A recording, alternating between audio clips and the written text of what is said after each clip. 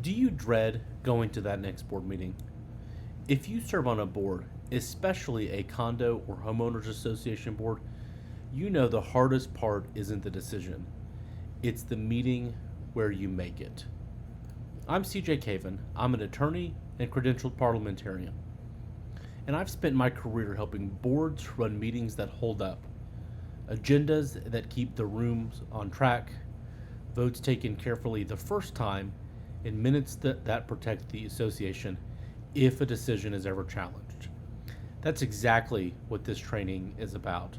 The Hawaii Association of Parliamentarians is sponsoring an in depth educational series built for board members just like you. Over several hours of practical instruction, we'll cover how to build an agenda that works, handle motions and amendments with confidence, manage comments from owners and members without losing control of the room, and take minutes that stand up to scrutiny. Think about the moments that test a board: a contested election, a special assessment, a divided vote. This training will prepare you for those moments before they arrive, because a well run meeting builds trust and a poorly run one builds conflict. Join us Saturday, June 27th. Registration details are included below, and I hope to see you there.